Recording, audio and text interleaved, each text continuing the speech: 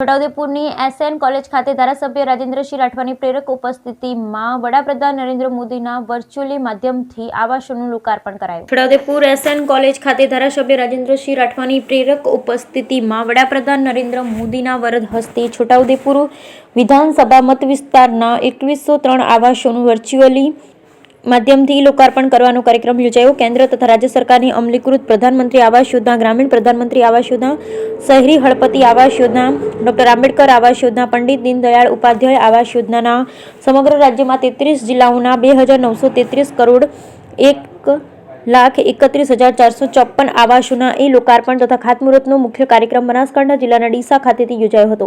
મુખ્ય કાર્યક્રમને સમાંતર નક્કી કરવામાં આવેલ ગ્રામીણ વિસ્તારના 182 વિધાનસભા મત વિસ્તારના આ કાર્યક્રમનું જીવંત પ્રસારણ કરવામાં આવ્યું। કાર્યક્રમ અંતર્ગત છોટાઉદેપુર જિલ્લાના છોટાઉદેપુર વિધાનસભા મત વિસ્તારના એસએન કોલેજ ગ્રાઉન્ડ ખાતે ધારાસભ્ય રાજેન્દ્રસિંહ રાઠવાની પ્રેરક ઉપસ્થિતિમાં છોટાઉદેપુર વિધાનસભાના મતક્ષેત્રના 2103 આવાસોનું વડાપ્રધાન નરેન્દ્ર મોદીના વરદ હસ્તે વર્ચ્યુઅલ માધ્યમથી લોકાર્પણ કરવાનો કાર્યક્રમ યોજાયો હતો।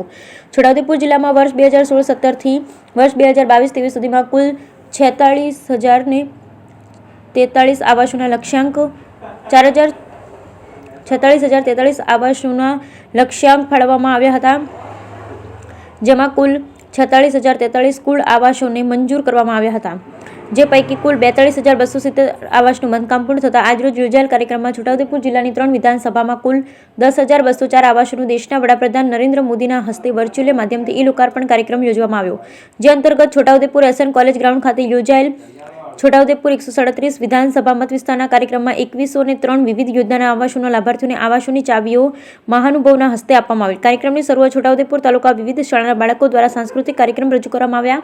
જિલ્લા વહીવટીતંત્ર દ્વારા ઉપસ્થિત મહેમાનોનું પુષ્પગુચ્છ આપી સ્વાગત કરવામાં આવ્યું। કેન્દ્ર તેમજ રાજ્ય સરકારની વિવિધ યોજનાઓ અંતર્ગત આવાસોનો લાભ મેળવનાર 3 જેટલા લાભાર્થીઓને પોતાના પ્રતિભાવ રજૂ કર્યા। આ પ્રસંગે છોટાઉદેપુર વિધાનસભા મત વિસ્તારના 5 જેટલા લાભાર્થીઓને મહાનુભાવોના હસ્તે આવાસોની ચાવી આપવામાં આવી। આ પ્રસંગે છોટાઉદેપુર જિલ્લા પંચાયત ડેપ્યુટી ડીડીઓ સેજલબેન સંગારા, રાજુભાઈ પરમાર, પૂર્વ ધારાસભ્ય પ્રોફેસર શંકરભાઈ રાઠવા, છોટાઉદેપુર જિલ્લા ભાજપ મહામંત્રી મેહુલભાઈ પટેલ, છોટાઉદેપુર જિલ્લા ભાજપ પૂર્વ પ્રમુખ જશુભાઈ રાઠવા, એપીએમસીના ચેરમેન મુકેશભાઈ પટેલ, તાલુકા પંચાયત પ્રમુખ કલ્પનાબેન રાઠવા, છોટાઉદેપુર જિલ્લા પંચાયત કારોબારી અધ્યક્ષ શર્મિલાબેન રાઠવા, જીઆરડી કમાન્ડર લીલાબેન રાઠવા, જિલ્લા મહિલા મોરચા પ્રમુખ સજ્જનબેન રાજપૂત, જિલ્લાના વિવિધ વિભાગના અધિકારીઓ, કર્મચારી તેમજ લાભાર્થીઓ મોટી સંખ્યામાં ઉપસ્થિત રહ્યા। Bureau report Rehan Patel, Chhota Udepur. આજે 137 છોટાઉદેપુર વિધાનસભામાં વડાપ્રધાન નરેન્દ્ર મોદી સાહેબે ગુજરાતને આપેલી ભેટ 3,000 કરોડના ખર્ચે વિવિધ પ્રકારના 1,31,000 ઉપરાંતના આવાસોનું લોકાર્પણ અને ખાતમુહૂર્ત કાર્યક્રમ યોજ્યો હતો। તેમાં આ વિધાનસભામાંથી ખૂબ મોટી સંખ્યામાં બહેનો, ભાઈઓ, લાભાર્થીઓએ હાજરી આપી અને આજનો કાર્યક્રમ ખૂબ સારી રીતે અહીંયા સંપન્ન થયો છે। મારું નામ છે રાઠવા મહેન્દ્રભાઈ રમણભાઈ, ગામ હરવાટ। અમે પહેલાં કાચા મકાનમાં રહેતા ત્યારે ખૂબ બધી તકલીફ પડતી હતી। શિયાળાની ઠંડી, ઉનાળામાં ગરમી અને ચોમાસામાં વરસાદ। હવે પ્રધાનમંત્રી આવાસ યોજનાનો લાભ મને મળ્યો છે।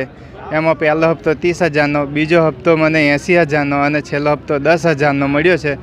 મેં ઘર ખૂબ સરસ બનાવ્યું છે અને લોકાર્પણ મોદી સાહેબના હસ્તે કરાયું છે। સરકારશ્રીને ખૂબ ખૂબ આભાર।